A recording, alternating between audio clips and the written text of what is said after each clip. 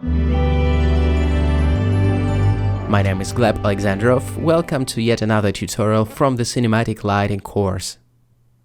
If we had to talk about and show off the cinematic lighting formula, if there is one, for characters, what would it be? In the previous tutorial we've got the object shot light up for cinematic depth and dimension. Will this same lighting techniques actually work for character shots? In short, it will.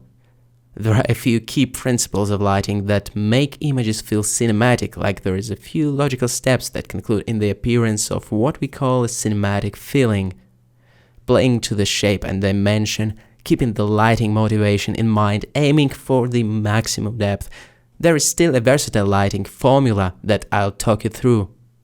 Starting from scratch and introducing one light at a time will build a solid foundation to the setup that you'll be able to reproduce in your works and tweak to your liking for any styles and moods, really. We will mention the whys and hows of each and every stage, so hopefully by the end of this tutorial you'll have a solid understanding of lighting character models in Blender in a three-dimensional, cinematic way. Now I'd like to get myself a cup of coffee and we can get started if you don't mind. The first thing on our list is to do a quick live demo of this robo that we are gonna be using as a model for our lighting shenanigans. Our model for this Blender character lighting tutorial will be this robo made in Blender, so if you wanna follow along, make sure to grab the appropriate blend file from the project files. I made sure our model has a lot of textural and geometric details while keeping the overall shape relatively simple. There are some intricacies like practical lights and some shader details like transparent elements for the purpose of showing different types of lighting interaction with the shaders. I believe this level of extra complexity within the details and shaders offers a good enough material for studying the lighting techniques we're going to explore in this chapter. That is a slightly more in-depth take on cinematic lighting than the first one. Feel free to grab this blend file from the resources pack included with the course and have a look around, have fun, have some experimentation going.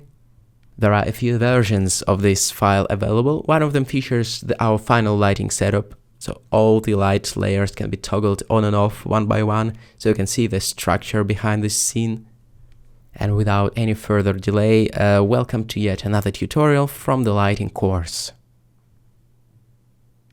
Before diving deep into setting up lighting, we need to finish a boring but necessary viewport preparation in Blender. That is how I usually go about the Blender viewport for lighting work. I have two windows, one for cycles rendering at the bottom and one for material preview at the top. We can arrange these windows however we want. By the way, a new window can be created by clicking and dragging at the corner of the screen like this, and then collapsed back as easily.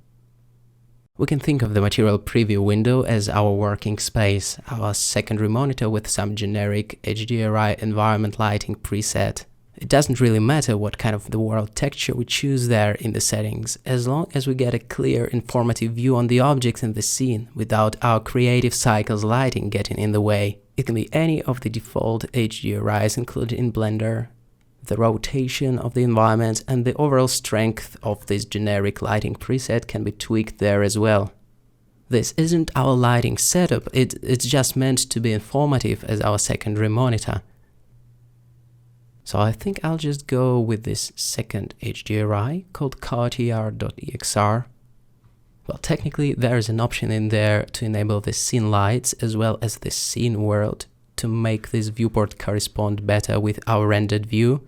So if we'll go this route, we'll have our realistic cycles viewport at the bottom and the real-time Eevee approximation at the top. But that's not what I usually do. I like my lighting preset within the material preview to be decoupled from the final lighting in the cycles view. Alright, we want our cycles rendered view to show the in-camera picture, so we can press 0 on the numpad to jump straight into the camera view. And we will keep it like that for the rest of the tutorial to see what camera sees with the rendered mode activated. Talking about the camera framing, we have one option worth mentioning, which is Passepartout within the camera settings. In my opinion, cinematic shots and cinematic lighting require some kind of a frame, and Passpare 2 allows us to do just that. Limit it all very nicely to what the camera sees. Jumping into the render settings, our render engine of choice should be obviously Cycles in there, with the GPU compute selected as the render device. So basically that's how we roll, that's our user interface for lighting work. The interactive Cycles view at the bottom showing us the final result with all the lighting calculations in place, which runs reasonably fast to be able to see all the updates, not in the real-time manner, but close to that. And at the top we have a good old preview of our scene without lighting, let's put it like that. One more thing worth mentioning is the Show Overlays button, which hides the user interface in the rendered view. The UI elements can get super intrusive, especially if there is a lot of stuff going on in the viewport, so it's good to know about the existence of this button.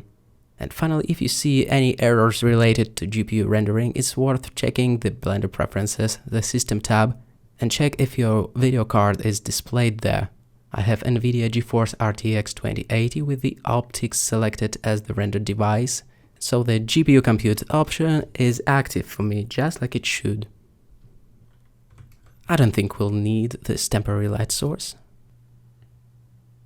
Is that everything that we need to check? Let's see. Right, to make the viewport slightly faster, I usually limit the amount of diffuse and glossy bounces to 2. That is quite a minor adjustment though.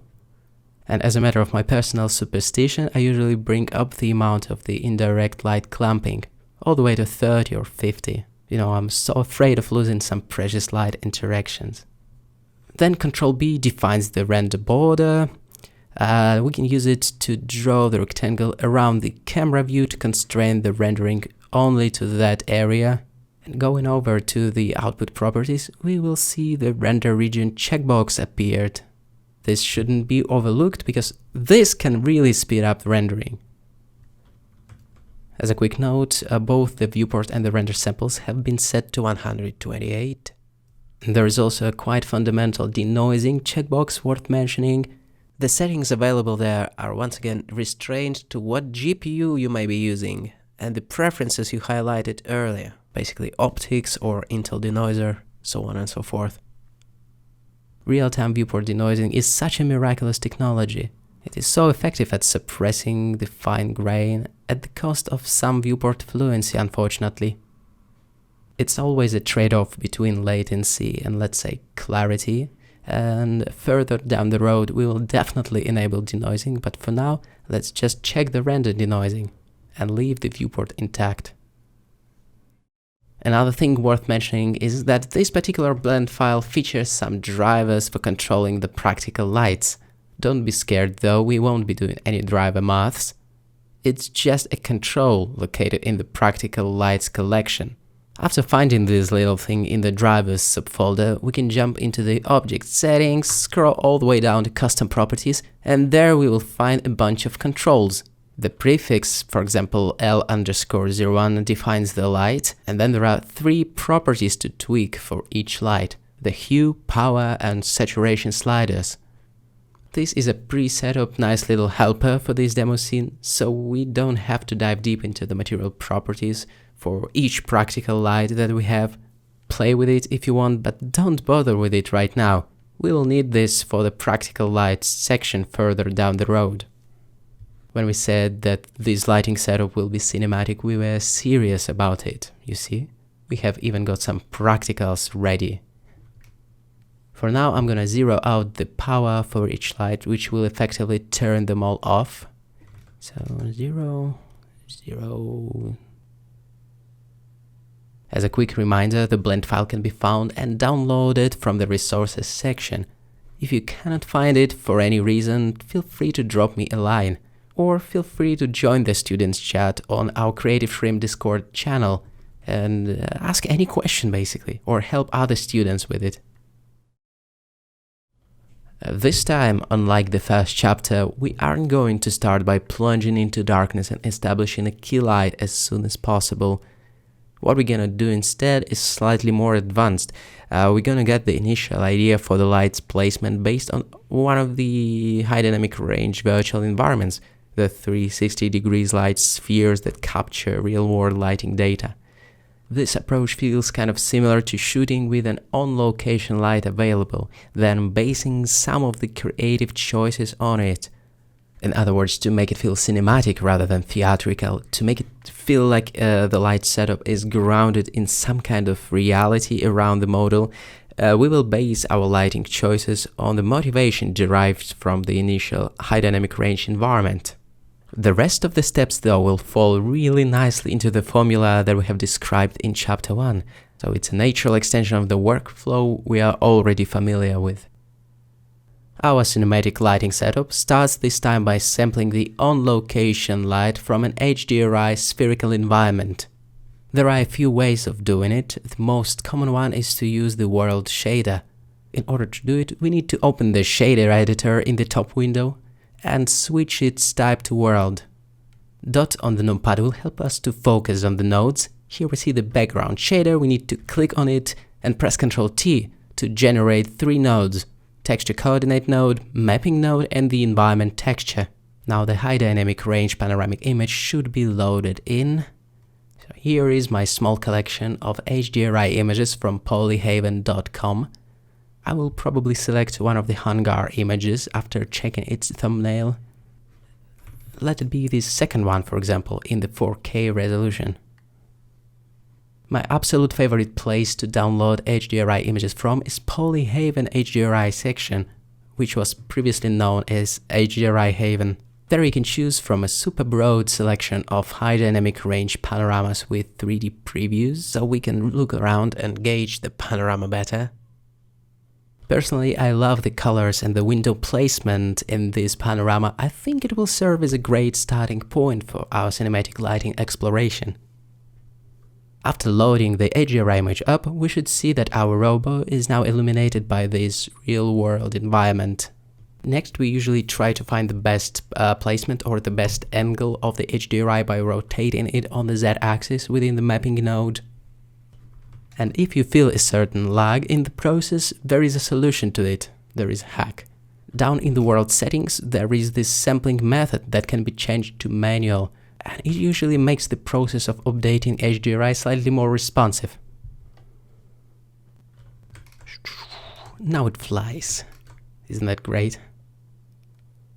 There is something deeply magical about the real-world lighting information wrapping around your model in real time. This is a playground for wonderful lighting accidents. So that is how it's done in the world shader, but we'll try a slightly different method though. So I'm getting rid of these nodes and our scene temporarily falls into complete darkness while I'm jumping back in the viewport. I'm gonna be trying a slightly different method of wrapping the HDRI light around our scene, namely to map it onto a sphere. So let's Shift A, go Mesh, and add in a UV sphere. To keep things organized, I'll press M to move this sphere into its own collection called HDRI. Now we can scale it up a little bit, right-click and shade smooth. Now we cannot see a thing. Great. We need to invert the polygons. So I'm tabbing into the Edit mode, A to select all the polygons. Then right away, Alt-N, shortcut to invoke the normals menu and flip all the normals. Nothing has changed so far, but don't despair. We have to do a few things to make the outer polygons of this sphere invisible. Within the solid shading mode, we could have used the backface culling option, and it could work. The process is slightly different in the material preview though. Let's go through it really quickly. The first thing we need to do is go down to the material settings to enable transparency there. Let's give it some new material. Call it HDRI_environment. The backface transparency setting we're looking for is located in one of the submenus of the material properties, namely the viewport display settings submenu, the magic checkbox hiding the backsides of 3D faces. Here we go, now we can see through that sphere when looking from the outside. So this inverted sphere physically located in the Blender 3D space will be a holder for our HDRI panorama. a replacement for the world shader approach. There are a few cool benefits of doing it via mesh that will become clear shortly, but for now let's scale it up a notch and get to our shader editor. The shader type obviously needs to be switched over back to object now. And we should see the principled BSDF shader that was added by default. It can be safely replaced with a much simpler emission shader instead. All we need from this object is its light emitted from polygons. So let's connect it to the material output, then click on it and press Ctrl T to generate this bunch of useful nodes. In the image texture drop-down menu, we just need to locate our Hunger EXR panorama. And this is it. We recreated the HDRI setup, but with this sphere that emits the light from its surface. And unsurprisingly, the rotation controls will now behave in a slightly different manner. What was controlled with the help of the Z rotation previously is now mapped onto the Y axis instead. But with it being a true 3D object, I find it even more convenient when you're actually able to preview and control the spherical environment proxy right in the viewport, to put it all in the context of 3D space. Now it can be transformed just like any other 3D object in Blender, rotated really easily with the help of the R shortcut, or R and Z to constrain the rotation to the Z axis, for example. And which is even cooler, it can be resized now in the viewport by hitting the S key to create a forced perspective, ultimately achieving a better light placement and backdrop composition, among other things. The HDRI on a sphere will also work quite well with the volumetric haze, unlike the world environment, and we will get to it a bit later on. Alright, with this big spherical light source encompassing our scene and bombarding it with light rays, the next step would be to control its exposure and other important settings. It would be ultra convenient for our cinematic creative goals to control the exposures of the foreground and background separately, and it actually can be done with the help of the light path node in Blender. Nowadays everything can be done with nodes, it seems. So to split things up, we will need the mix shader and one more emission shader. Say one for the subject and the other one for the backdrop. We will separate it in such way. To make this separation work in this rather sophisticated way, we will need to play with the light path node to decouple the camera rays from all other rays basically. I'm gonna hit Shift A once again, go Input and add the light path. We should do the check for the camera rays. So I'm gonna click and drag the first input that says is camera ray right into the mix factor. So strangely enough, we have decoupled the actual lighting of our HDRI environment from its representation for the camera. Technically, that offers us the ability to do whatever we want with that second shader. We can plug the same environment but with the lower or higher exposure in there, or a completely different HDRI. It depends on what we want to do. The shaders can go the other way around, so the camera now sees the original HDRI environment while the lighting is pure white emission. We will plug something into its color in just a moment. By the way, the inputs can be switched with the help of the Alt-S shortcut. A nice little shortcut of Blender that nobody knows about. So let's say we feel good about the foreground lighting and just want to darken the backdrop. What we can do is Shift D to duplicate this set of nodes. That should go in their turn in the color socket of the second emission shader, like that. Now watch this. Every property, including the strength of the emission shaders, can be adjusted separately for the robo and the backdrop. What we can do now is start working on the levels to push the overall exposure way down for the robo and even more so for the backdrop. I want to create a pretty neutral dimmed down base for our cinematic lighting experiments, like the first base layer, with the foreground being slightly more punchy than the background still. Hence the difference in exposures. I'm keeping it fairly low key and dimming down the environment considerably. In addition to that, the reason I'm rotating the camera backdrop HDRI is that I'm trying to find a good angle that shows a lot of depth and perspective, so we shoot into the L of the room. and also to get some motivation for our future lighting arrangement, namely these gorgeous windows at the top and the neutral room tone in other places and stuff like that. Let us digress for a second and turn on the denoising, as I feel it'll be much better this way, much clearer. Okay, due to the split in light paths we created, it made it possible to search for a more interesting light pattern within our first HDRI environment by rotating it on the y-axis. This is extremely useful for experimentation, so I usually spend quite a lot of time just trying things out. I think I really like this idea of the soft light from our HDRI gently wrapping around the robo head, coming in from the back side of the hangar. But then a whole range of different lighting ideas can be derived by changing the HDRI rotation ever so slightly. As I've said, I quite like the idea of the light wrapping around the head with a pretty strong upstage lighting feel, but the split lighting idea with most of the intensity coming in from the left, hitting the short side of the face is not bad as well, and I won't be surprised if we end up basing our key light on that. It is definitely a stage of the process that is amazing for experimentation. It's worth taking some time and just playing around with it. Think of it as a sort of lighting brainstorm / look and feel development at this stage. Something like that. So to sum it up, I really like the neutral room tone and quite dampened exposure for our location. This is a nice base layer for what we're gonna do with lighting. I also like the features of this HDRI, like the windows and even some implied opening just outside the frame. All of these will work as a practical motivation for our setup. Lights without motivation just coming from nowhere often look theatrical, while our goal is to create light that can be justified by the existence of some natural source. Oh, and I also love this idea of the light gently wrapping around the head. I think it's really nice. We can capitalize on that.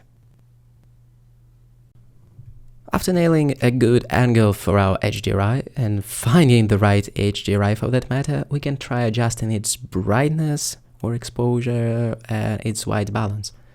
I'm pressing Ctrl H for the light path node to collapse it to the only input we are using at the moment. And by the way, we still have our spherical object in the viewport, so we can rotate that instead of tweaking the Y rotation in the mapping node. We can scale that as well if you wish. As for the exposure, one of the ways to tweak it globally at that stage would be to adjust the exposure slider within the color management tab. Think of it as applying the neutral density filter on the camera. Then one of the quite fundamental choices would be to choose the base look or the base contrast. As a rule of thumb, I find it much easier to stick to the medium contrast at that point. It makes the whole thing much more manageable. As for the global exposure, I will bring it down considerably to something like -2 in the color management tab to make it a lot gloomier. And right after, I will plug in the mix node in our chain to be able to adjust the temperature or the color balance of the light emitted by the environment. The mix node should be multiplied and the color adjusted to liking. What I want to do is swivel the room tone towards the warmer part of the spectrum, as if to change the time of day in some sense.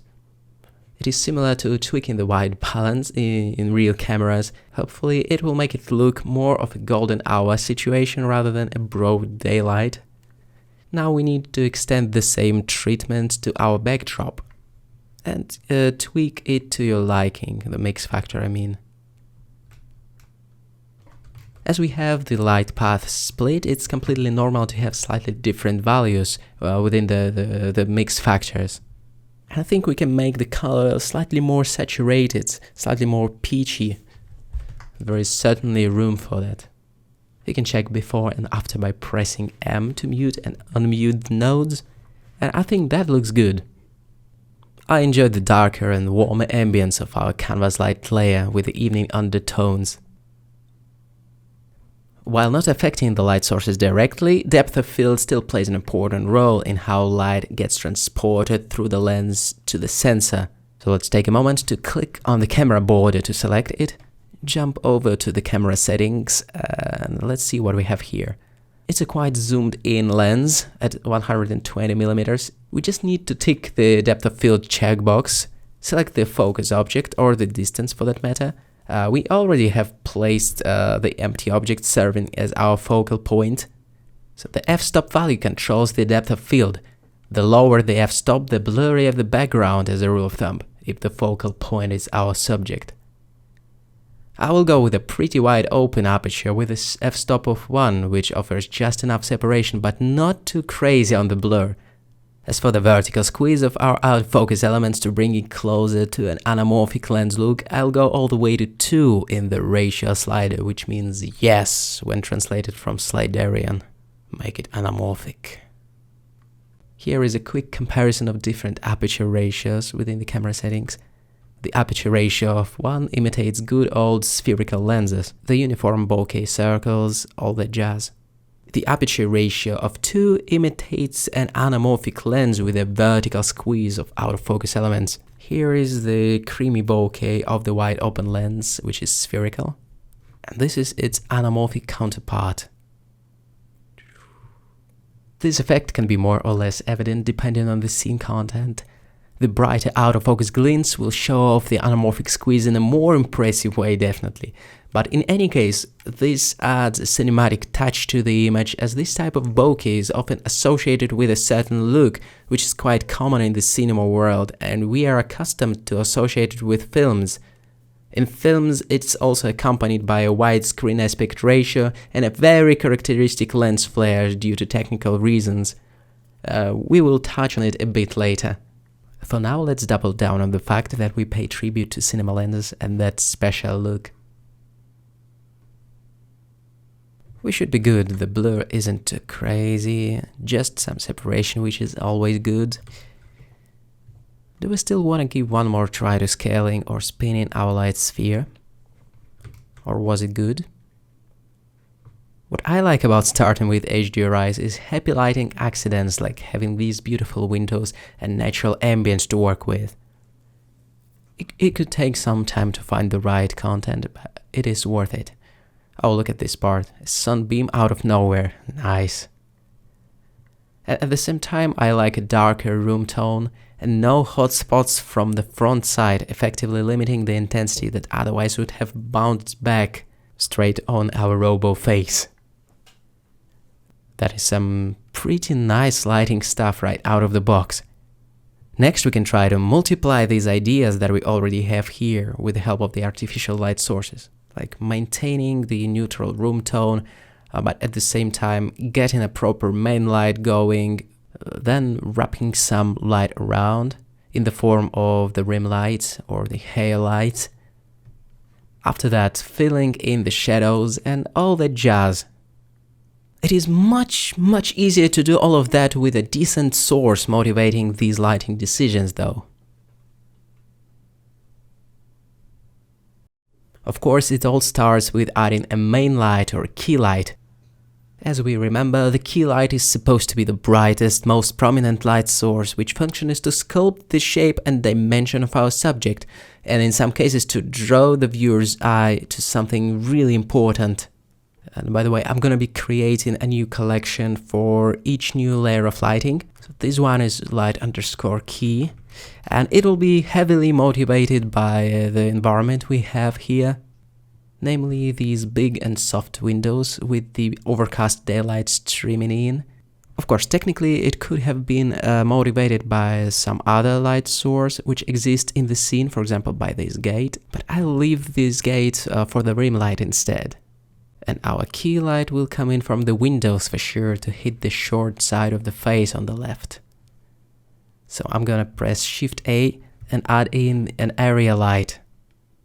It's always good to use shortcuts for moving stuff around in the Blender viewport. So G to move, S to scale, and R to rotate it. A classic trio of the must-have Blender shortcuts, used so often. Getting into the light properties for that lamp, I'm upping the wattage for it. Let it be 300 watts for the time being. I'm sure we'll keep tweaking it, so it doesn't really matter at that point. I'm pressing dot and switching over to 3D cursor to use 3D cursor as a pivot point for rotating the light around. I find it oddly pleasurable to target light sources in this quirky way. I'm moving our key light off to the side and slightly behind so it lines up with the position of the windows, and I'm also making it way larger so it becomes softer. Remember the link between the harshness of light and its relative size, right? Don't worry though, it's something that we should be constantly reminding ourselves about, so we'll stop there for a minute shortly to talk about softness once more as a quick refresher. For now, let's note that to make our key light draw beautiful shadows and have a gradual light fall-off effect, we A. make this light a big one in proportion to the head, and B. keep it close. See the light fall off from the first chapter. I'm sure you've also noticed that we have chosen a fairly common light placement, slightly above your subject and about 45 degrees from the camera off to one side, namely to the side that is opposite to our camera side, effectively giving some intensity to the shorter side of the face, so we film into shadows for a dynamic look. We'll talk more about this later. So, as a quick reminder, how does hard light differ from soft light? It is a pretty simple math, actually. The small light sources produce sharp shadows with virtually no transition from light to dark. It is important to remember that only the effective size of the source is what matters. A classic example is our sun, which is pretty big, but so far away that its relative size is effectively rather small compared to the subject, hence the razor-sharp shadows. The light sources with a relatively large surface produce softer light, extending the shadow gradient in an arguably more pleasing way, certainly in a more gradual way, better showing off the subject shape, while hard light could be better at capturing the crevices and other fine details. So sometimes it becomes a choice between drawing the primary shapes or prioritizing finer details. If you don't know what to do, make the light source big so it wraps around the object in a visually pleasing way. The only thing worth remembering though is that the softness of light depends on its effective size, or a total surface emitting light. Not distribution or the cone of light or any such stuff, but simply its surface in relationship to what it illuminates. So that's it. That was a quick refresher on softness of light. Now it's a great timing to get back to the light placement and talk about broad versus narrow lighting. The direction the light is coming from makes a big difference to how your objects will look, obviously. Among all possible key light placements, there's one variable that stands out as for the effect that it has on the shape and dimension, which is whether the light is placed on the camera side, like here, or whether it hits the object from the opposite side, which is the background side technically. Something like that. In other words, do we shoot the mostly lit side or mostly shadow side? Comparing these two lighting situations, which one does look more dynamic to you? It's not a hard-coded rule, but often the reverse key light position gives a nicer extended transition of light to dark, which shows off the roundedness of your model in a more interesting way, let's say. I'm a huge fan of nicer lighting gradient myself. It looks three-dimensional, very cinematic, I love it. To drive it home, here is a quick comparison. The example on the left shows the key light that is placed on the same side of the camera, effectively lighting the broader side of the robot face, pushing the shadows to the narrow side. On the right we have the opposite situation. We are effectively filming into shadows because our key light is placed on the opposite side of the camera, giving some intensity to the narrow side of the face. That is why the left situation is called the broad lighting and the right one the narrow lighting, or the reverse key lighting, or the upstage lighting. It has many different names, the same principle though. In my opinion, the upstage lighting is often a shortcut to creating a dynamic feel and showing off the dimension, so we can use it here as well. It will work, I guarantee it. As we for sure wanted to dive slightly deeper this time into light settings and cool things that could be borrowed from filmmakers, it could be worth talking about what kind of modifiers can be applied to our lights to get a nice balance of softness and pointiness. As we make our lights bigger, they get softer, and vice versa. The smaller lights, the harsher lights. Okay, we know that already. That is the most obvious way to control the shadow gradients, changing the size of the lamp itself. What other options do we have that may help imitate more sophisticated real-world light modifiers? Well, within the light source settings, there are a few things to be tweaked. For example, the shape of the source. The shape changes though, whether it's a disk or the default square, don't make a big difference to the way shadow gradients are drawn. It'll probably show up in reflections, but other than that, nothing spectacular. Maybe we could be adjusting its spread to focus the beam, which resembles putting on the honeycomb grid. But here in Blender it also affects the shadow gradient, which makes it change its softness. So that is yet another option that could have a fairly significant effect on the light softness. But what if we wanted to imitate light flags or softboxes often used in filmmaking or some other type of diffusion? What we can do is obviously use our trusty plane companion. We just need to align it to our light source. The fastest way to do it is to select the plane, then shift-click on our area light, Ctrl-C and copy its location and rotation as well. The scale can be set manually though. In my previous tests I ended up rotating this plane by 180 degrees, otherwise it was flipped. So I'm gonna trust my previous experience. This is our softbox. I'm roughly scaling it to the dimensions of the area light and then going G and Z 2 times to press it forward like that, so it sits right on top of the light. It is supposed to diffuse the rays coming in from the area light. I'm calling it modifier _01, and that was our key light. The idea is to give it a translucent material simulating a diffusion of some kind. A bleached muslin or a lighter diffusion like a half-soft frost material, you got the point. So a fairly versatile diffusion material in Cycles can be simulated with the help of the mix shader with a translucent BSDF and transparent BSDF plugged in 2 sockets. Then depending on the mix factor between translucency and transparency, it becomes a super light vinyl diffusion or a heavier, I don't know, silk diffusion. It kind of imitates the way the softboxes and other light modifiers work and could have the exciting implications on the shadow softness.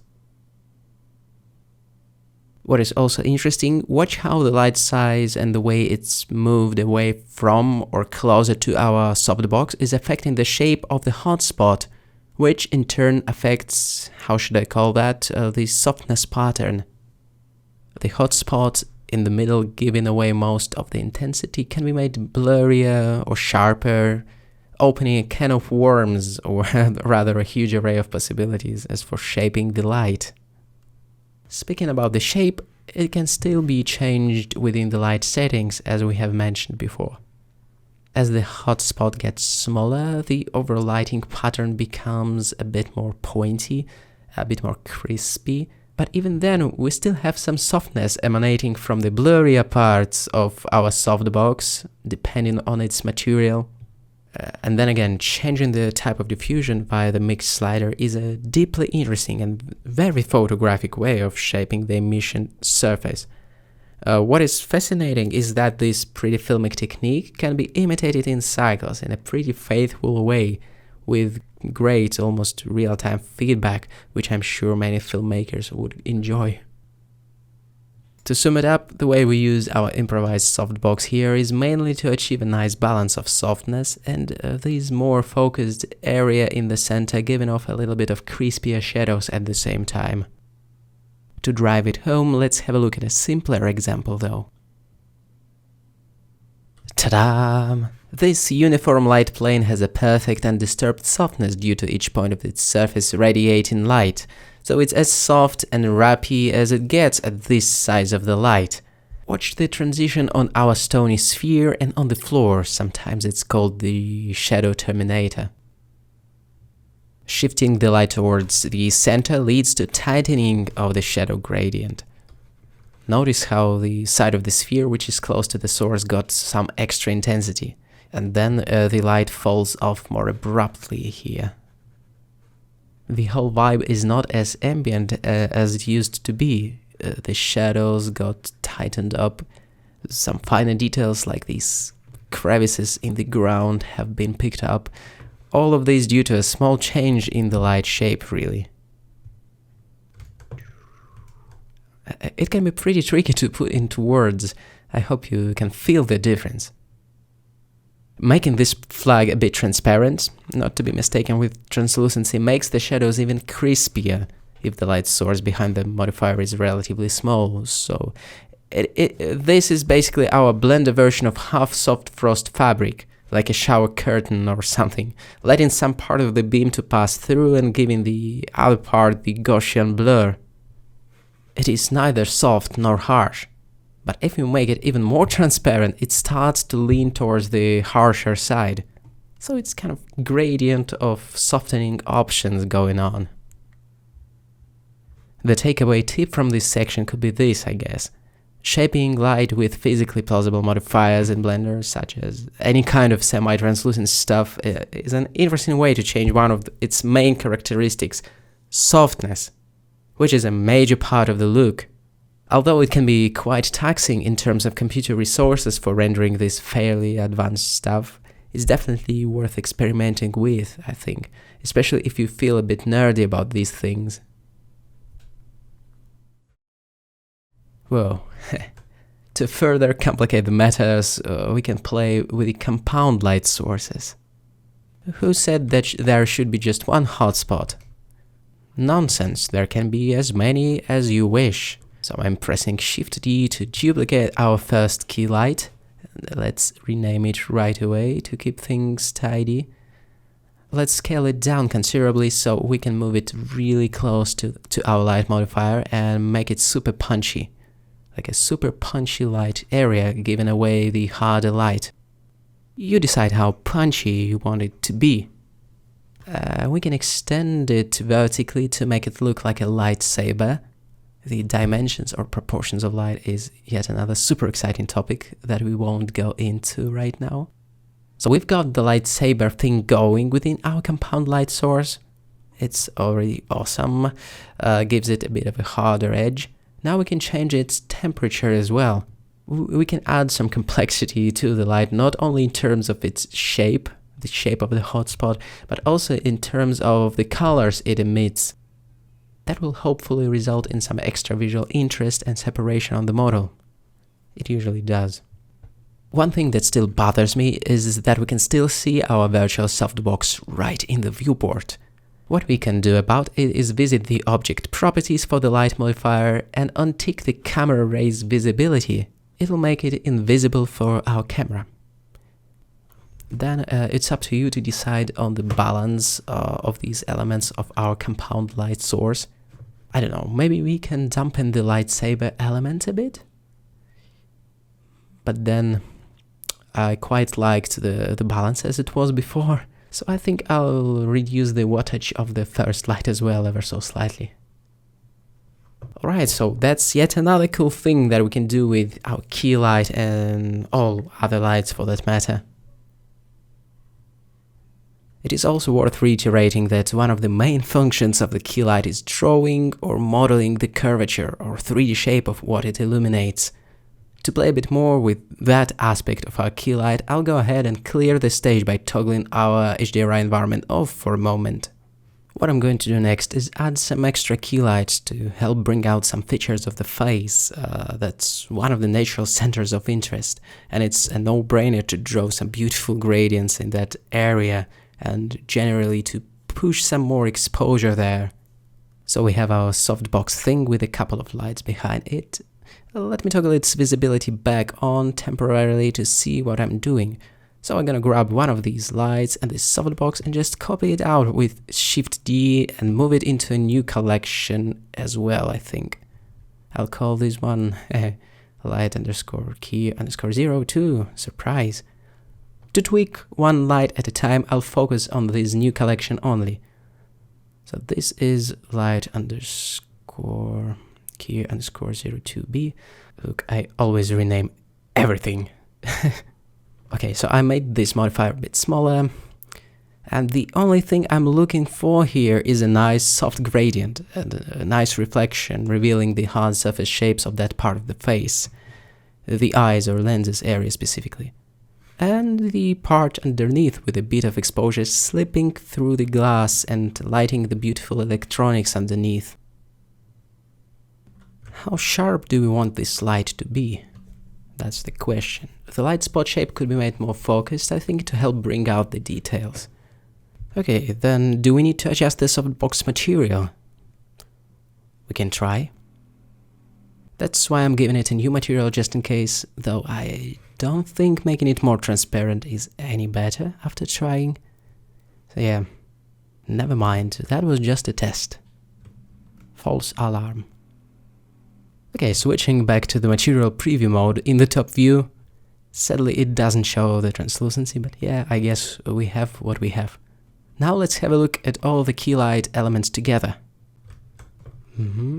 For separation, just to make it more interesting, we can give the second key light a yellowish tone, not too saturated though, just a touch, and calibrate its strength so it's subtle enough.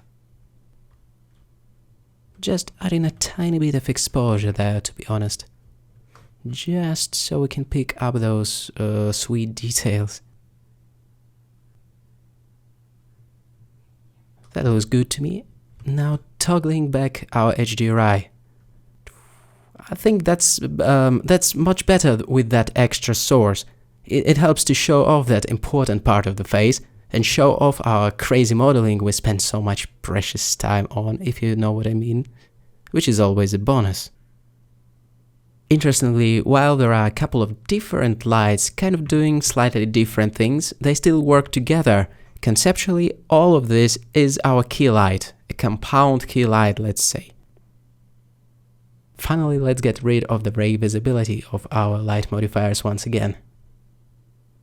To sum it up, we have just set up our main light, which purpose is to draw some exposure on what really matters and do it in a way which makes it feel round and deep and hopefully motivated by the environment we are trying to depict. Cinematic lighting is all about control though, and it is important to be able to control the contrast levels, and we need some other light to be able to fill in those shadows, or on the contrary to deepen those shadows, to ultimately control the contrast ratio. For that we need a fill light, so let's talk about it. The fill light can be bright, dark, or gone completely. It depends on the overall contrast level you're aiming for. The way we control the fill light strength in our scene is on location light offered by the HDRI environment. So to tweak it, let's head over to the HDRI collection, click on the sphere, then Shift F3 to enter the material editor. And here we have our first emission shader with the HDRI plugged in. We can make our fill light strong enough to virtually eliminate all the shadows, or it can be nearly non-existent to create dramatic contrast. Or actually any stop in between these two flags. Given that we have a pretty non-uniform HDR panorama working as our fill light, it still has a bit of sourciness about it. It's still not totally ambient and definitely has some interest about it. So the fill light sometimes can have its own features, and even though its function seems to be purely supportive and secondary, it's also part of lighting, and it's good to have something like an HDRI to fill in our shadows. I wonder if you agree, it even looks fairly interesting on its own. Could definitely work in some cases. But let's not subvert our expectations too much, so here I'm reverting to a more dramatic contrast ratio between key and fill, something like 15:1 approximately. Choosing the contrast ratio is one of the most obvious creative choices with the direct consequences. It is a fairly basic difference between the high key look with the shadows blown out of the image, let's say the contrast ratio of 2:1 in between the key and fill, and then we have a choice of more and more dramatic contrast ratios, to the point of chiaro scuro, an Italian term literally meaning light dark. What is important is to be able to control the fill light amount. And aside from using the HDRI environments and ambient light in general, there are different methods of controlling the fill light, for example utilizing light bounces or using reflectors. The concept of bouncing back a part of light, utilizing reflectors and just any kind of bounce panels to fill in shadows is yet another concept from filmmaking that can be recreated in computer graphics, thanks to light transport capabilities of modern ray tracing render engines such as Cycles. It would be a shame not to give it a try, right? And that approach is slightly different from just using ambient light. So let's create a new collection called fill_01 and add in our plane companion. Fill lights are usually placed at the complementary angles to the key light, but actually it can be done in many different ways. For example, we can place it directly opposite to the shadow side, making it a light sandwich technically. Say if we wanted to bounce back some of the intensity generated by the key. So I'm assigning it a new material called bounce, and then obviously renaming the object itself. And then we have to tweak the base color or albedo to control the amount of light bounced back, or specular component can also have some influence, so let's not forget about it. But the base color is by far the most important one. The darker colors absorb light, turning it into a negative field technically, while the brighter colors bounce it back efficiently. One of the blessings of computer graphics is that we can utilize non-physically correct values, like bouncing back more light than hit the object. We can input there any kind of value, like 2 or 4 or more. And it will make this bounce panel material break all the rules of energy conservation of this universe and stuff like that. It will turn it into a pretty supernatural bounce panel, almost a light source in itself. And then it becomes a matter of finding the right size and right placement for our bounce. Where do we want to shovel the level from the key light? I'm not so sure about bouncing back as much light for the time being though. So allow me to reset its value back to 1, and you know what, let's put this layer on hold temporarily, as our HDRI fills in the shadow side quite efficiently, at least at this stage of the workflow. Okay, before wrapping this mini section up, there are a few things worth mentioning. There are a few things that I found interesting when analyzing the use of bounce panels in film production. So let's say the level is shoveled from this direction, and it is a fairly hot light source with a nice definition in the way it sculpts the geometry and stuff like that. The beam doesn't reach the left side at all though. We can keep it like that and call it chiaroscuro, or place the bounce on the left side, on the side which is complementary to the key light, and just throw some level back, making it a light sandwich. But then we could bounce it back at a similar angle to our main light, roughly from the same side, so it bounces back like that, and gently wraps around the model, kind of filling in this way, gradually falling into darkness. So when it comes to bouncing back the key light, there are many different ways of doing it. I think that's pretty interesting. Another super cool thing about doing it in Cycles is that the amount of bounced level is always in proportion to the amount of the key level, always keeping the proportion natural. This way you just don't have to care about balancing the ratios and that jazz.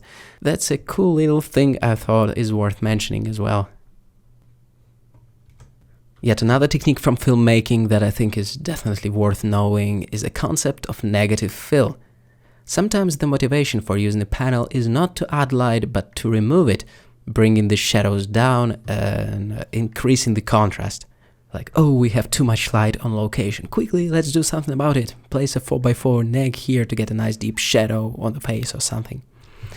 Here I set up a brightly lit scene with a high key HDRI lighting to demo this concept really quickly. So let's imagine that the contrast ratio is a bit too low for the mood we are aiming for.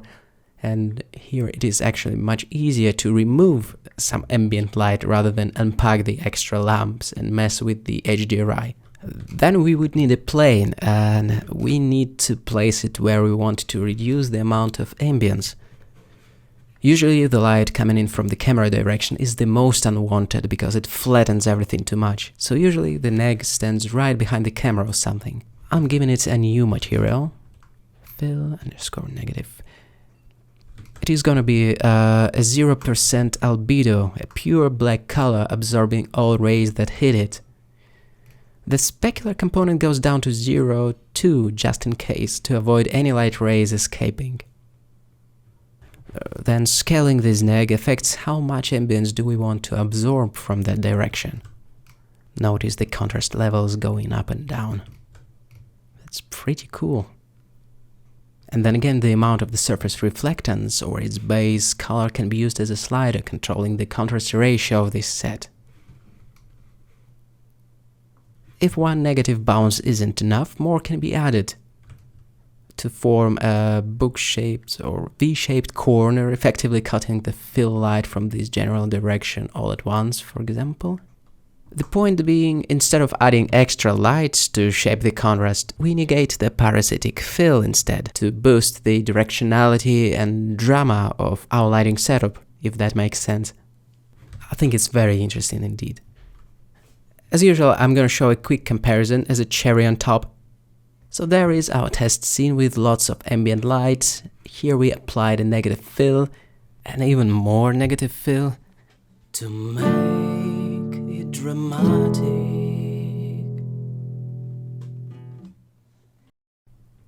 What you're gonna see now is an off-topic fuel for nightmares I can't help but show you. I learned it back in the day making teapots in one well-known software.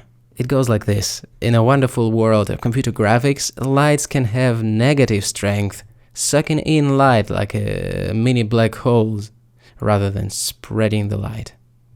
Blender can also do this black magic, never to be used. It's enough to type in a negative value within the light power. It is accursed stuff though, never to be used and talked about in public. Because it breaks the color management, who knows what else, and you haven't seen it. Alrighty then, after adding the key and fill lights motivated by the environment, the next step would be to smuggle in some backlight or rim light to pop our robot out of the background. We would need a new collection first though, to make our life easier later on. We'd need a small area light placed about 35 degrees behind the subject or directly behind the subject, illuminating the shoulders and the back of the head, giving a really cool halo effect. Usually it is a quite small but also pretty powerful light, so we can go fairly wild with its wattage. We can crank it up really high, all the way up to 1000 watts. We can also try giving it a subtle or not so subtle bluish tint to create some more separation. It's a matter of style, I guess. How saturated do you want your light gels to be? I'll keep it subdued though, just a hint of a bluish tone there. The point of this light is just to make a silhouette pop out. While tweaking this backlight, I'm trying to keep the environment in mind though, to not make it too bright or too colorful, so it no longer looks like it could be a natural light within this warehouse or whatever this location is. We can play with the shape of light, trying to catch nicer highlights.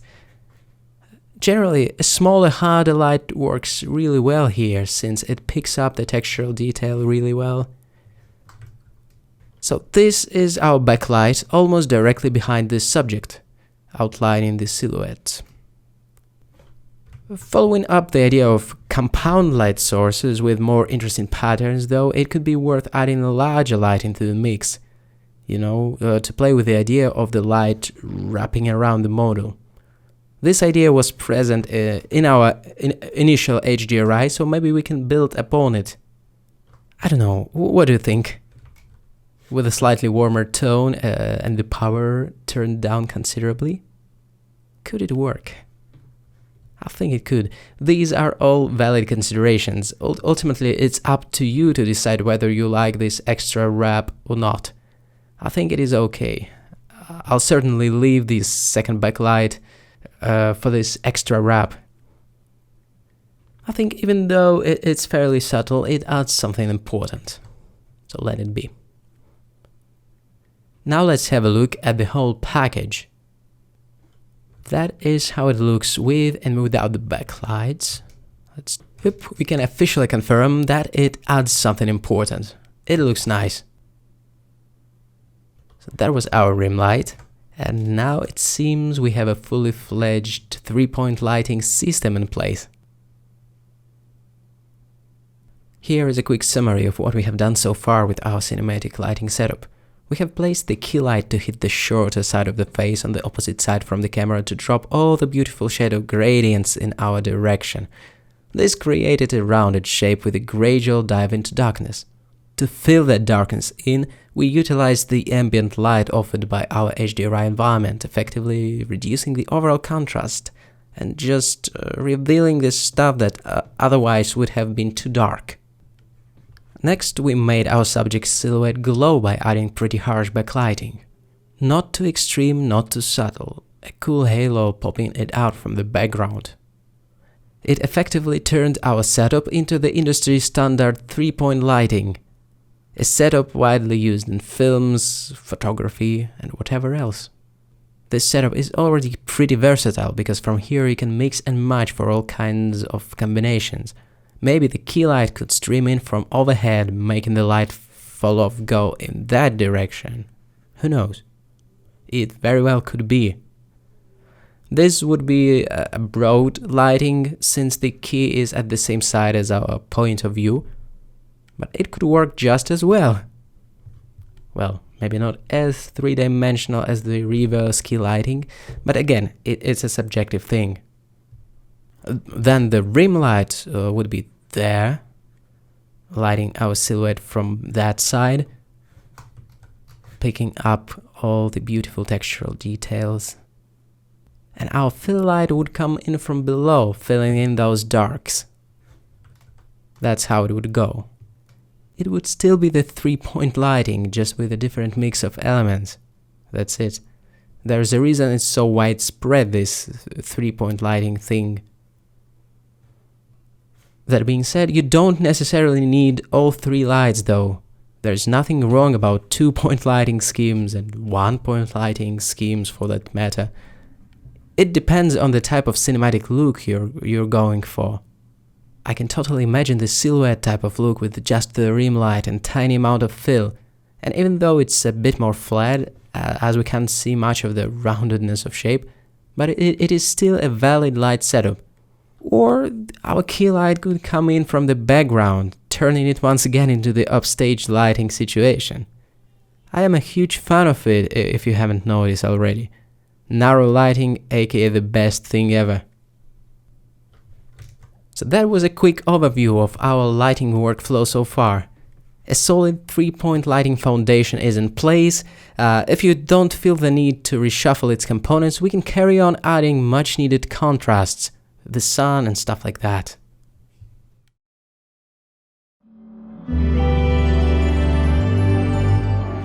Contrast, especially the light versus shadow contrast, is a cornerstone of good cinematic lighting. It is just really pleasing when the image goes zebra, light to light to dark, so on and so forth. Think of it as pools of light infusing our composition with visual interest, essentially breaking up monotony. It can be, I don't know, the sun rays streaming through the holes in the roof, creating the pools of light, or just anything of that sort with a zebra in mind. In other words, let there be the sunlight as a higher contrast seasoning on top of our 3-point lighting base. I'm going to show a few different methods for creating pools of light, starting with a sun lamp, one of the default Blender sources, imitating the light placed infinitely far away with all rays going in parallel. The problem currently is that our HDRI sphere here is blocking all the sun rays emanating from outside. To fix it, we're gonna uncheck the shadow rays visibility, allowing the external light to pass through the sphere. So here comes the sun, coming in from roughly the same direction as our rim light. To make it feel like the real sun, its power should be changed to a really dramatic amount. I'm switching it to 50 here. To nail down the right temperature, the blackbody node could come in handy. The higher the temperature, the cooler is the color. The evening color would be around 3500 Kelvin to 5200 Kelvin. for a daylight tone. I think I'll go with a lower temperature though to capture a sunset feel. The colorization of light sources also depend on the white balance control in post-processing, but that's something we'll explore a bit later. So far so good. We've got the evening sun blasting out and washing everything it touches out. That's not so good. It would be much better to go from light to dark compositionally. What could be done about it? One of the easier ways, even laid-back ways, to break up the beam is to block a part of it. Often a simple plane would do. Actually, just like in the first chapter of this course, we broke up the sun shaft with a bunch of planes. We can repeat it here in a slightly more advanced way. I'm moving a plane like this, so it blocks the sun completely and is perpendicular to the sun rays. Now we need to punch a hole in it, or generate some kind of a slit. We can do it procedurally with the help of the Boolean operation.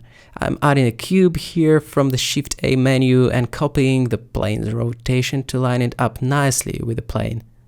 This will be our Boolean cutout object. Imagine that we'll make a hole shaped like this object in our plane blocker. Selecting the plane now, I'm opening the modifiers tab and dropping in the Boolean modifier. The mode should be set to difference, and now we can just pick the cube to create a hole. We don't see the effect just yet, as the cube should be set to transparent, so I'm jumping over to the object settings to switch the display type to bounds. And then unticking the shadow checkbox to remove it from cycles as well. Ta-da! Here it is, our procedural slit that can be used to shape the light beam. Isn't that cool? I don't want the hotspot to cover the area way too large. Just a little pool of light will be enough, maybe something like that. Just trying to eyeball a good contrast. That's how we can block the part of light from our sun lamp to leave just a small puddle. The puddle of a higher intensity and contrast. Sweet, sweet contrast. Now let me quickly go through yet another way of breaking up this light. In filmmaking it is called light gobo or light cutout, basically a stencil placed in front of the lamp that creates a shadow pattern. I'm going to use this tree cutout taken from our project files, that can be downloaded obviously. It is nothing more than a texture mapped onto a 2D plane. A texture with a tree shadow. That goes into the alpha, or transparency of the shader. A really simple gobo indeed. Okay, we also have a color ramp here to fine-tune the edges contrast. And that's it. I'm gonna Ctrl-C to copy this plane to buffer. Then heading back over to the robo scene, I'm gonna press Ctrl-V to paste it. It could be tricky to catch this shadow, so take your time. It could be a really tedious task to find the right placement for this gobo to cast the shadows onto what you like. The harshness of the projected shadows, by the way, can be fine-tuned in the sun lamp settings by changing the angle. 0 meaning the super well-defined shadows. I'm gonna keep it like that for tweaking the shadow placement. It is convenient. It definitely looks way too noisy at the moment. Oh gosh. But you got the point. Just trying to break things up. Okay, let's reblur it a bit. If you need to shift the edge, or let's say to grow or shrink the shadow, you can do it via the color ramp in the tree material. Something like that anyway. It gives the impression that the warehouse got the hole in the roof and some overgrowth, so that's how our lighting gives hints about the location. It is very interesting, I think. So that was the light gobo technique and how it can be recreated in Blender. With all that in mind, I'll show yet another cool technique for dappled light, that is... we'll see what it is in just a moment. Where's my coffee when I need it? That's a scandal. A cool little feature that may help us to create cool sunbeams is the area light spread that has been recently added to Blender. It's not much better or worse than a good old sun lamp, but it is worth a try for sure. It can be found in the area light settings, as we remember for sure. First, let's give it a proper intensity and temperature though. I'm heading over to the light settings, and let's see how far we can push it to make it look believable. First, let me give it a warmer color though. Something like that. Okay, so what about 8K watts there? Probably a bit too much. How about 4K? Yup, hot enough to be believable. I imagine that by the contrast to the darker warehouse room tone, the sun would look really terribly bright. This actually makes perfect sense. So, the lower values of the spread should make the beam really focused and tight. It reminds me of Fresnel lenses used on the real lamps to focus the beam to simulate the sun. The more filmic analogies, the better, obviously. Now you can see that I'm just trying to nail the placement of the light pool, which made me realize out of a sudden that the power can still be a little bit too high.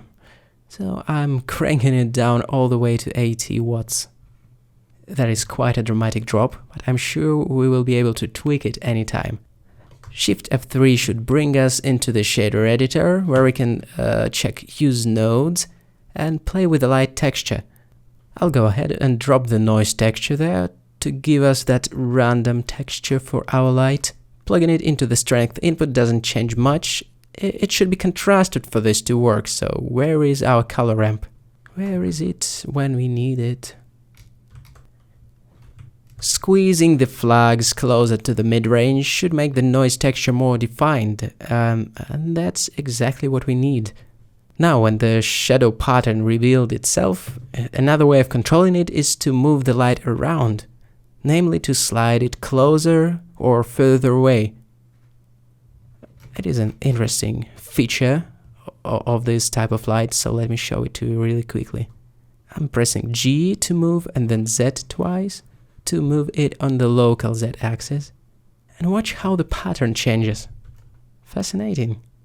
The closer the light, the sharper the pattern. So that was yet another technique for dappled light. Finally, I'll just copy this light once more to create another pool of light closer to the shoulder. Cool. Then I usually spend like half an hour meticulously moving these accent lights around to find that best combination. You know how it goes. By softening this light in the process, I've broken the light ratio, I think. It no longer looks like a powerful light source, so the final tweak I'm going to do for these two lamps is multiply their strength considerably. So we have tweaked it at last. Basically, I'm multiplying it by a factor of 10. So that is what we've got, a few pools of light broken up nicely, creating much needed contrast of light and dark, and light and dark and light and dark on top of our 3-point lighting base. Alright, as we remember, believability and motivation are crucial in making lighting feel cinematic. We added a fairly intense sunshine. What we can do next is play with it some more and add a bit of bounce for that light. That is something to be expected in this type of scene, like the sun is reflected off the floor or walls. So let's isolate our sun lamp for a moment and add in some sort of a bounce. Actually, we already have it sitting in the fill collection and waiting for its time. We can push it in the way of our sunlight to bounce some exposure back on the face, like that. Now it can be called what is sometimes called light sandwich, reflecting it from the complementary side. I wonder if you agree, this secondary light bounce kind of puts this sunlight into context by giving it an interaction with some surface. That's how I feel about it anyway.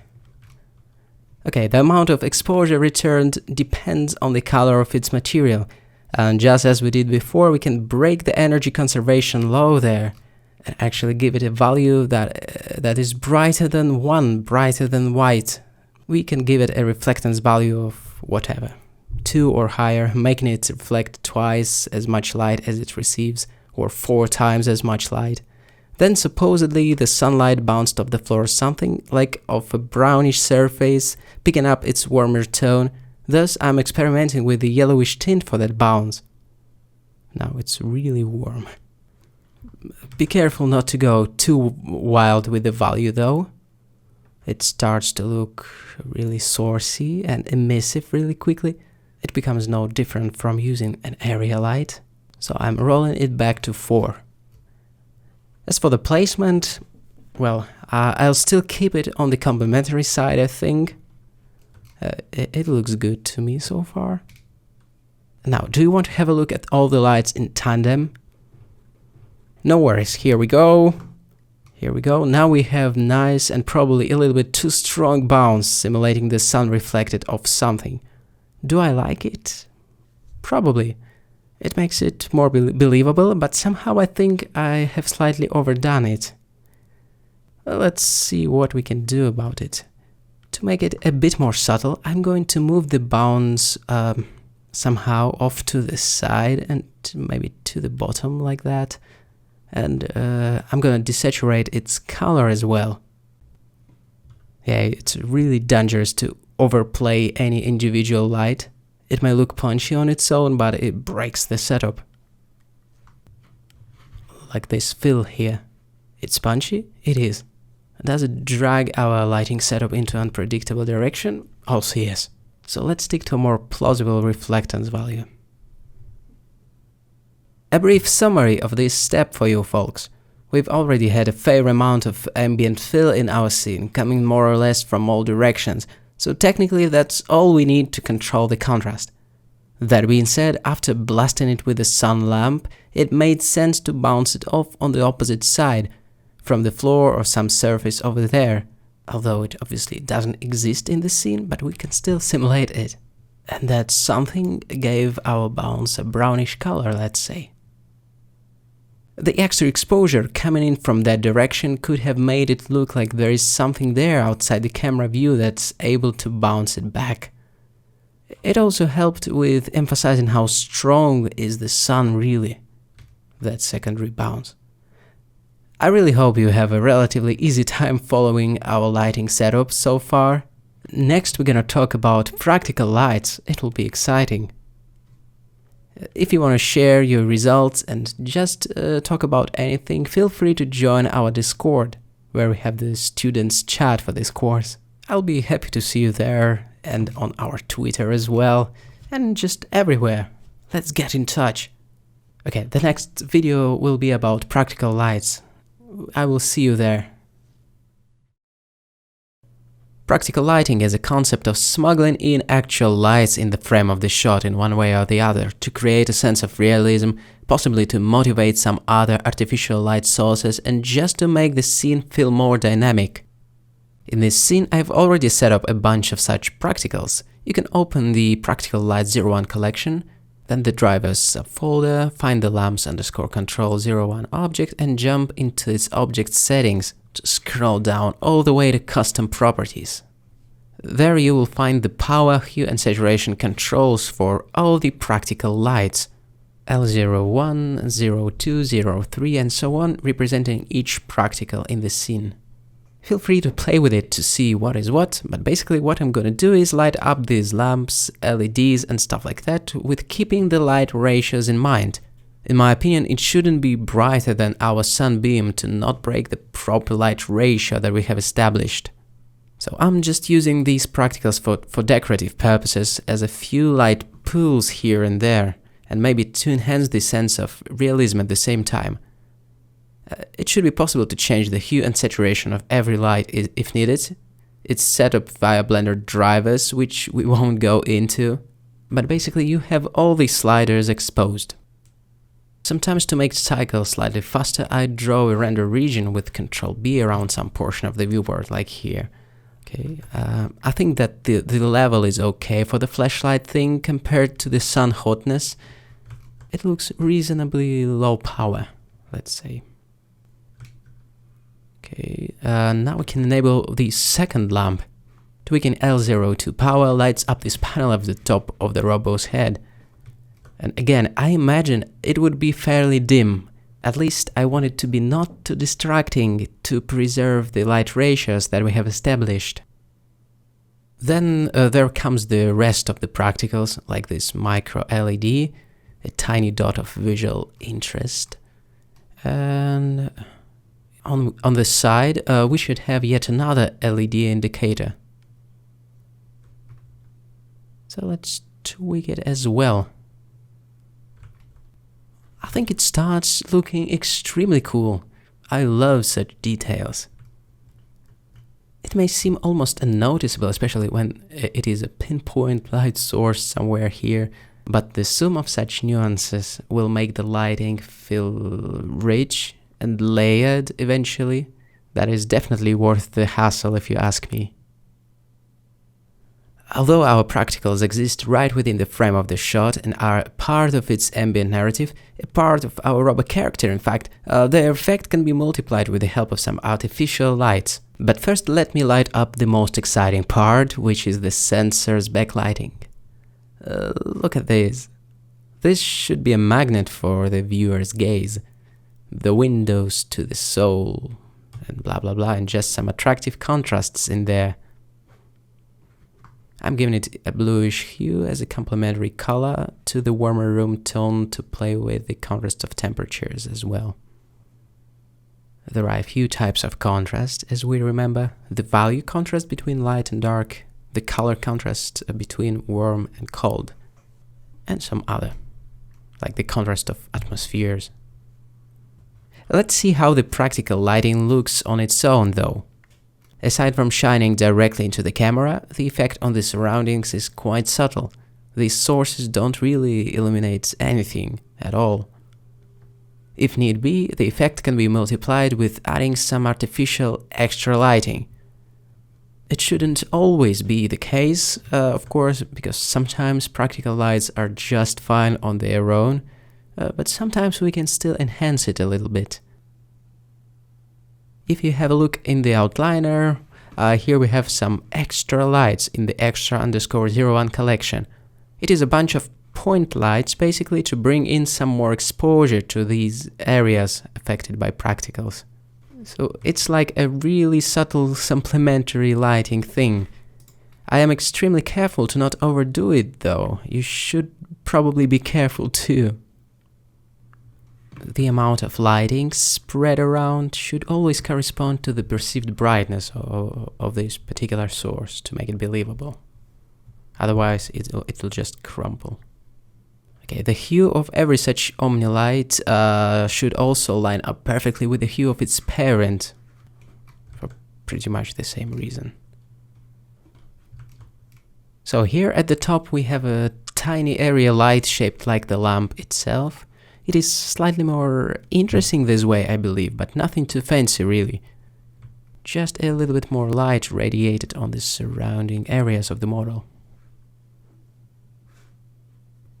Following the same logic, the point light near the lenses offers some exposure for that area.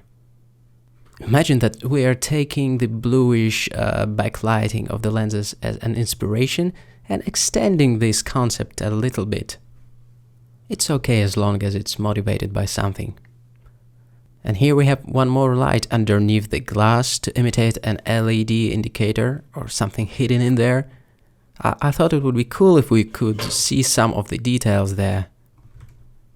It goes along the lines of realism as well. These LEDs is something that we expect to see when it comes to embedded electronic parts like this compartment. So it's a blend between aesthetics, let's say, and realism. The color of this light can be anything, but I'm staying faithful to more or less neutral hues though. So that was the extra lighting to help sell our practicals, so they have more effect on the model. It's not a necessary step though, diving into such details and stuff like that, but I thought it's worth experimenting with. A comparison incoming. This is our raw practicals, plus the extra lighting touch. Think of it as layering or scattering extra points of high contrast, which are motivated by stuff like lamps and sensors and LED lights. I think practical lighting is a really exciting part of filmmaking that we need to culturally appropriate as 3D artists. That's my take on it anyway.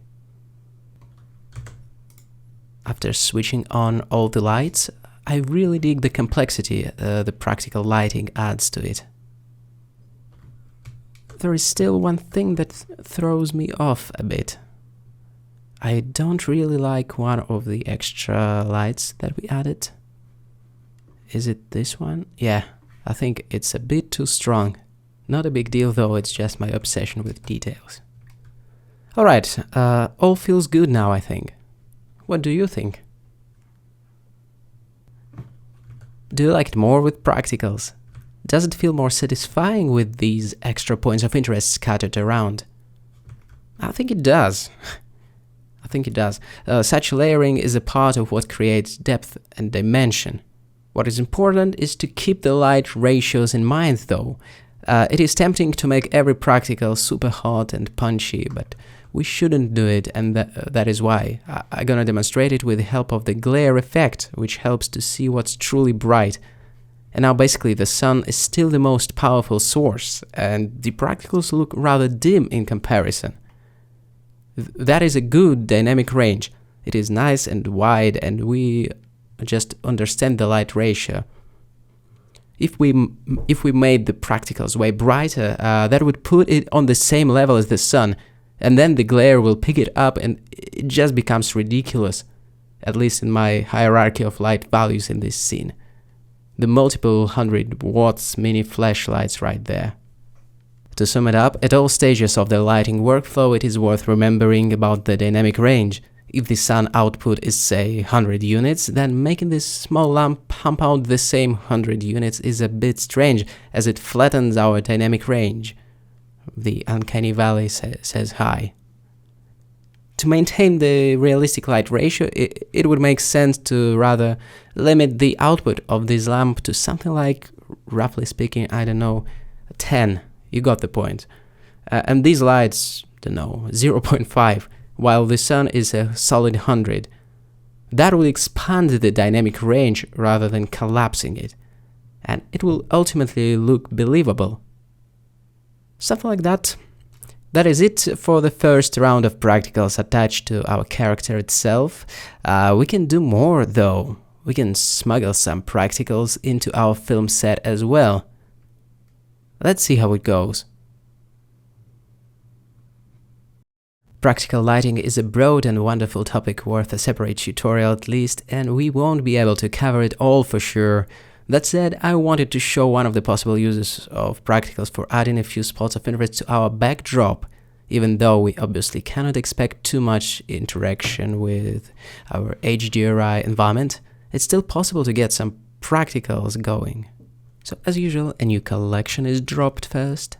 Now allow me to visit one of the project files with some practical light assets. Let's pick these guys.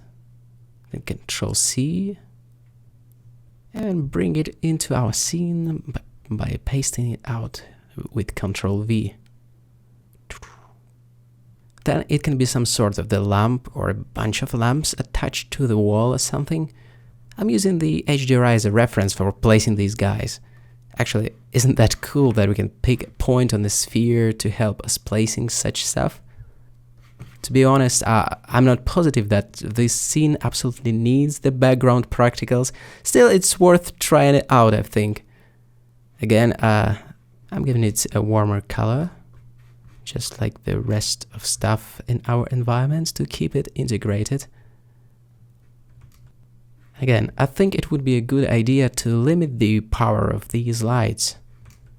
Compared to the intensity from the sun, it should be pretty weak indeed. Now, how about a few more practicals, like this little group perhaps?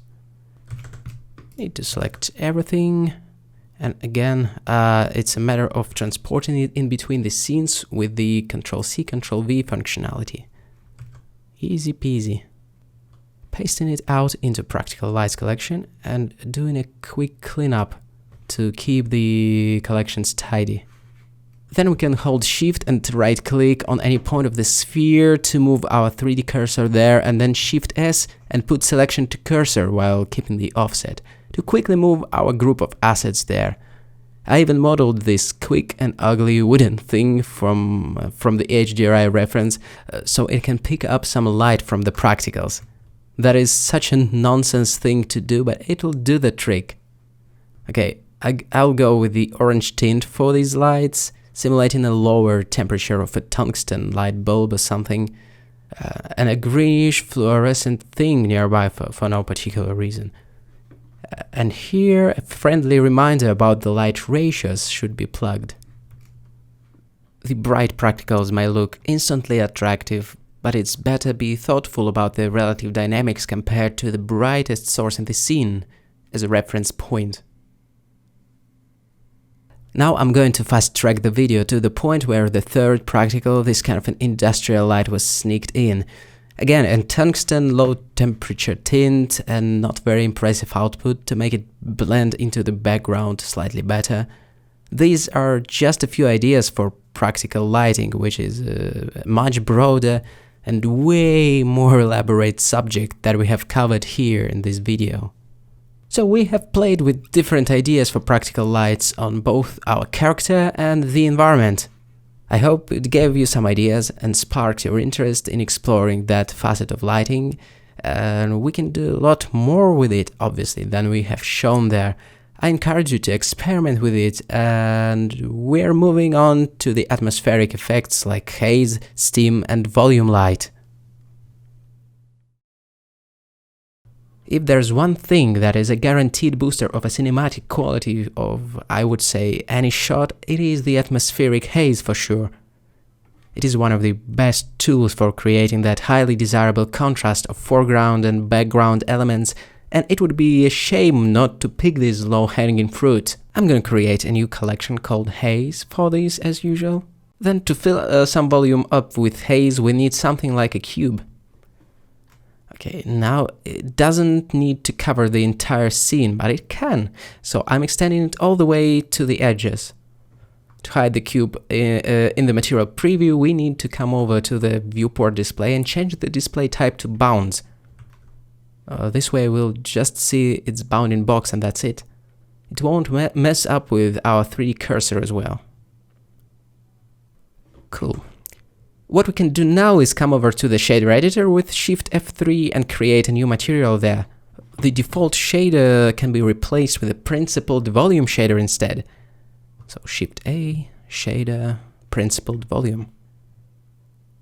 As a quick note, it is important to plug it into the volume socket of the material output rather than the surface one.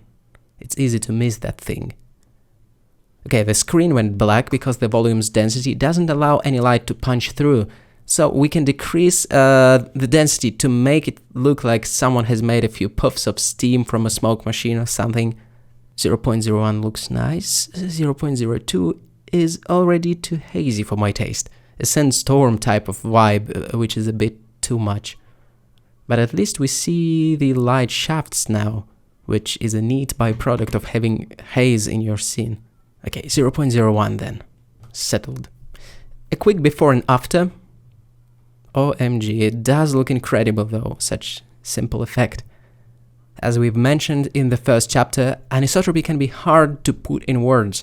I imagine that it allows to shift the scattering in the direction of our light sources, if it's a positive value, let's say, or in the opposite direction if it's negative. I think you can see the difference.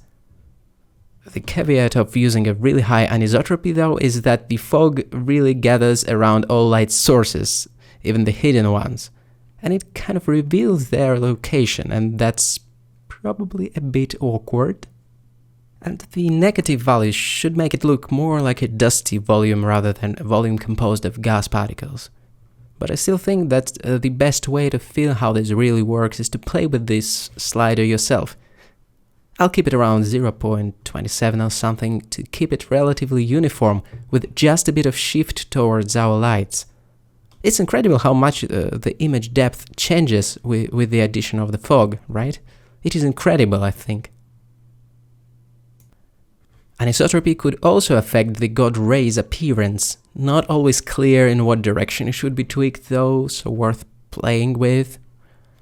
Another idea that I think is worth trying is to cool down the color of scattering, to add a touch of complementary color contrast going on between the image planes. Just a tiny bit though. What I also love doing is shifting the volume back and forth as a way to adjust the fall-off of the haze. It is possible to make the foreground unaffected by haze and push it more towards the background, or keep it more uniform across the scene. I think I prefer a slightly more gradual fall-off, so our robot isn't completely excluded from the haze effect. It feels more integrated when it's like that. So, the main thing that the volume lighting does to our shot, well, it does a few things, but it basically sets the contrast of atmospheres, effectively splitting the contrast ratios of foreground and everything else, let's say. This pops the character out naturally. Let me quickly illustrate the contrast ratio thing. The deeper layers are now basically mid-tones, with a quite limited contrast. Pretty neutral stuff. While the foreground stuff has really dark tones and brighter highlights. The tonal range is just way wider. To put things in context, that's like comparing 15:1 ratio to something like 2:1. That's what fog does. There could be different looks depending on the volume shader settings, but as a rule of thumb, volume is your friend when it comes to cinematic lighting. To say a few words about the god rays effects, for that kind of effects, actually the area lights with a low spread work really well. We can place some in the background if needed. Even if it doesn't light our character up, it still creates the light shafts. The light power and the density of the medium play an important role there. Obviously, as we make our lights way brighter, the dusty rays become even more prominent as well. That's kind of how these two things are linked. The backlighting is also better for generating light shafts than the lighting that comes from the frontal side. That is not the aesthetic I'm aiming for this scene though, so I won't go in that direction. Just wanted to show some god rays. And now moving on to other volumetric effects. Aside from physically correct volumetric effects, the fake pseudo-volumetric effects could be used, like a fake steam. It could be either the animated sequence of frames or just a static frame. While I'm not convinced that it is a must-have in this scene, I think we can look at it anyway, as sometimes it can be a cheap alternative to real 3D volumes. I have created a new layer for it. And now I'm going to make use of the narrow steam column.mov animation kindly provided by Ian Hubert. Thanks so much, Ian. So it is a sequence of black and white frames with a color ramp to control the contrast, plugged into the mix of transparent and translucent shaders. Then we have the texture itself controlling the opacity of the effect, and as we have mentioned, the color ramp, which is used to fine-tune the contrast. Okay, so what we need to do is copy it out to our main scene. So I'm pressing Ctrl+C, copy object. Oh, by the way, I forgot to say that it's just a 2D plane, nothing more. Then going back to our main one, Ctrl+V. Now it can be placed where we want an additional column of steam to be. And to see it better, the layer with the volumetric haze can temporarily be hidden. Okay, so where do we want it to be? Probably somewhere out of focus in the lower part of the shot like that. It can be made more or less dense in its appearance via the color ramp that we mentioned. But as usual, the safest bet is to avoid making it too distracting. It should be almost invisible. Just a touch of some volumetric effect going on. Now let's have a look at it in tandem with the haze. Before and after. Still not convinced, as it kills too much contrast, probably. It is up to you to leave it or to trash it. I'll let it hang on for a while until I make my mind. The technique itself is pretty useful though. I was fascinated by it when making our first video course ever. Do you remember it? Realistic lighting. Now, opening that old blend file in the current versions of Blender some 5 years later, I can still feel that magic. That obviously has its own limitations, but anyway. It is still fun. I have a soft spot for such hacks, especially within the ray tracing engines. There is something very nerdy about it. If you would want to check that blend file, by the way, it should be located in the project files. This cool little snippet. Deeply nostalgic for me. Rays of appreciation for these Blender heads who supported me when we just started our creative shrimp thing. Woo! Okay, sorry, I got a bit off topic. Let's get back on track, my friends. We have some more lighting work ahead of us. Are the fake dust particles a pseudo-volumetric effect or just a seasoning of some kind? Anyway, in the first chapter of this course, we made a good use of the dust 2D planes, so why not reuse it here?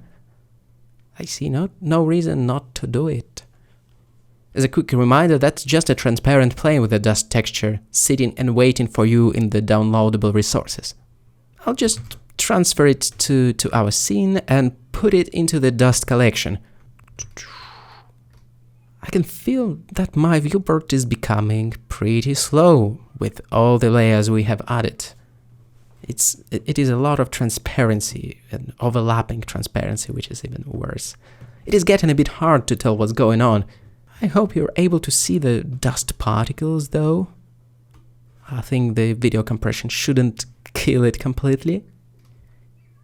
Alright, now switching over to the material editor with Shift F3 so we can change the emission color for this material, as if it reflects more of our sunshine, warmer color, something like that. It's like the elements belonging to the same group or source should probably match in terms of their color. The higher intensity bits like these dust modes should also be slightly desaturated as well, I think. At least it's a good practice to be cautious of bright and saturated things at the same time, to make it easier for color management to handle. I think I want to reduce the amount of dust too, so I'm crunching the blacks in the color ramp. That should do the trick. Well, maybe not as much crunch. And not as much emissive strength at the same time. It's a little bit hard to tell in the viewport though, to be honest. It'll be way clearer when we render it out. To help fake 3D depth, I usually make a few copies of that dust plane. Then some particles naturally fall out of focus, while other are imperfect sharpness, and it's a nice depth cue for us, the viewers. Randomizing the first copy a bit by rotating it the other way, like this. Honestly, I can hardly tell the difference yet, but I believe it is there. My intuition tells me it always works. So that's our second dust plane. Gonna create the third copy though, this time for the foreground. So I'm gonna press Shift D now. That will surely get us some bokeh circles. Yeah, can you see that? Probably not, looking at the noisiness in the viewport. See, moving circle. It almost looks like a dirt on the lens or something. That should be a lovely effect once we're able to see it. You know what, let me render it out for you, and we will have a proper look then. Let me first rename this one, Dust Plane 03.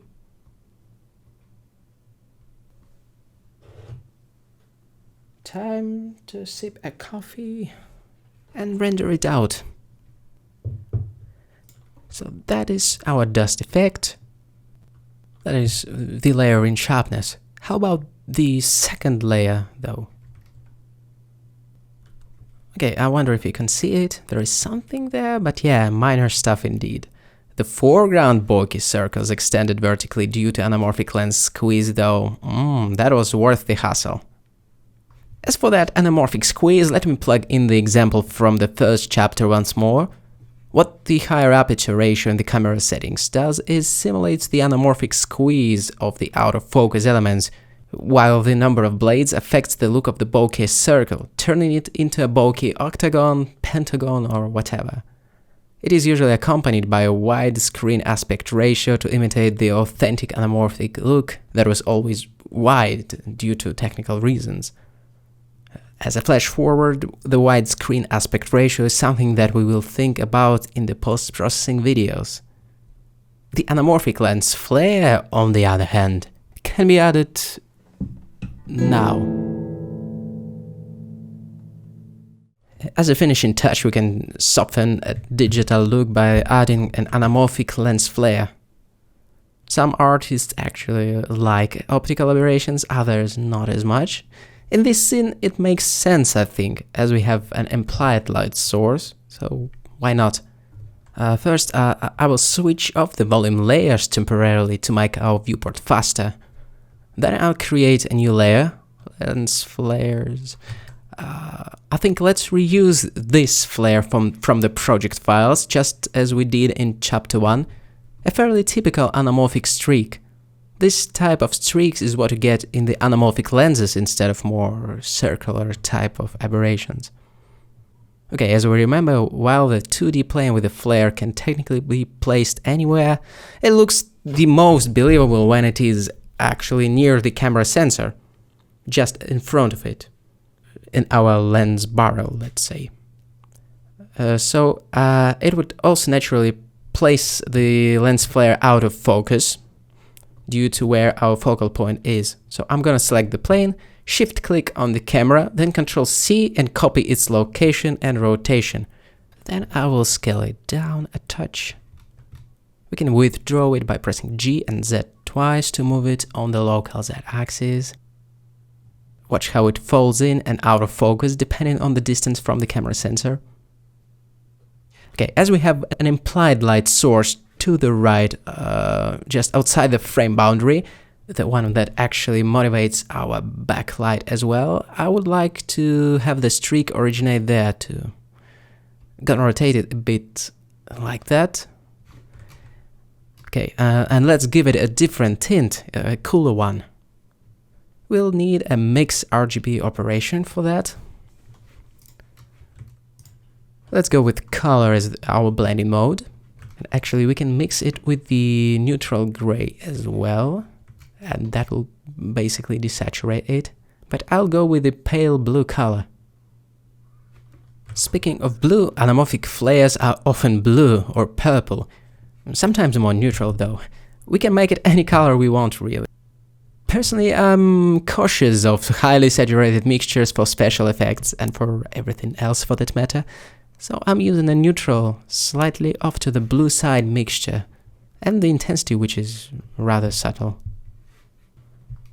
Alright, I'm duplicating the 2D plane with the flare once more to add an extra streak, which is gonna be slightly smaller and harsher, to make it sharper and more defined, and moving it away from the camera slightly.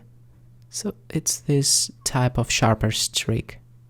I think that looks good, a bit of extra haziness hinting at something bright right outside the shot. Before anyone runs into the transparency issues, here in the light bounce there are so-called transparent bounces, which are limited to 6 currently. But as we have tons of semi-transparent layers already, 6 could be not enough. Let us see. Dust check, steam check. So far so good, but let's see what could go wrong if there was just 5 transparent bounces. Or let's say 4. Yeah, see that? Now there is not enough transparent bounces to render all these layers of fake volumetric effects and the flares, and now that's a problem. Too much simply is going on.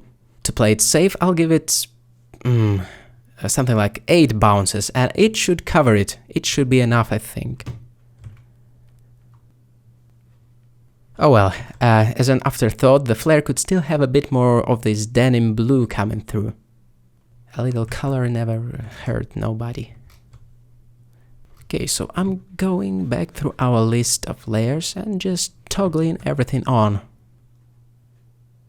Depending on the lighting direction you've chosen, these optical effects can be non-existent or used in small doses or in J.J. Abrams' Star Trek doses if the narrative and aesthetics call for that. I will stick to fairly cosmetic, hey, we have some brightness there type of lens flare, I think. I think it also works really well here. Before wrapping this tutorial up, I wanted to mention some features of the Color Management tab that may help you to test some quick looks for your freshly created lighting setup. There are a few potential tweaks there that can have a dramatic effect on the contrast ratio and other fundamentals of lighting, such as the exposure slider, for example, the amount of light that goes through the lens. Make sure to experiment with it to gauge how your lighting setup works under different exposures. Okay, then I usually switch off the UI elements while testing, like that. Okay, another pivotal control is the type of look or the contrast base level. By default, it is using medium contrast, even if it says none. Tinker around with the higher or lower contrast bases to see your shot in a different light, no pun intended.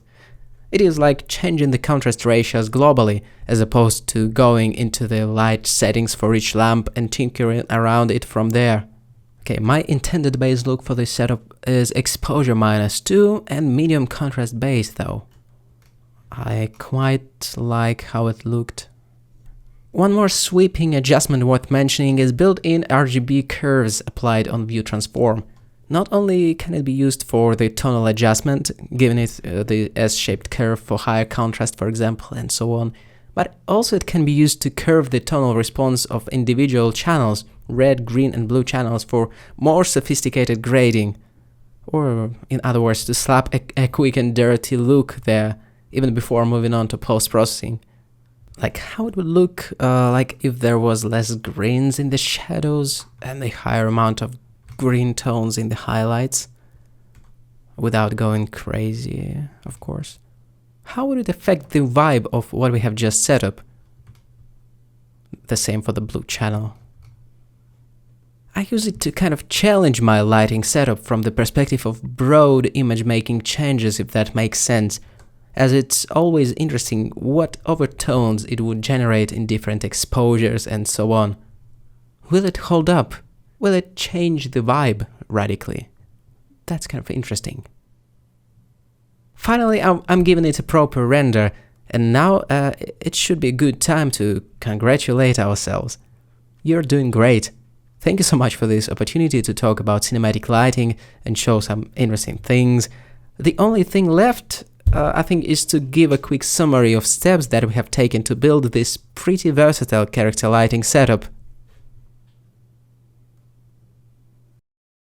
Now a quick recap of the steps that we have taken over the course of this tutorial to build our character lighting setup. This time, unlike in the first chapter, we brainstormed an HDRI environment first as a base layer for what we are going to do. Making use of some real lighting data made it easier to get motivation for the lights placement. We just knew at that point that our main lights will be motivated by the windows and other natural sources of this HDRI. Then right away we got the overall levels down to form a darker, underplayed, low-key base. The best position for the key light was on the side that is opposite to the camera side, so A, we shoot into shadows, and B, the shadows are nice and soft due to the size of this light and some magic with the diffusion in cycles. Yay for beautiful light fall-off as well. As a quick reminder, it is called reverse key or upstage lighting or narrow lighting, when the key is meant to hit the shorter side of the subject. To add some punch to our softer key light, the secondary complementary light was used, a bit of a hotspot to capture lovely textural details that would otherwise come and go unnoticed. The third and final piece of the key light puzzle was this side light used mainly to show off the hard surface shapes where it matters, the facial features near the eyes, and to shovel some exposure to the inner compartment with electronic details underneath that glass panel. and the eye-light leaving some glints in the lenses, the mirrors of the soul, coinciding with the center of interest.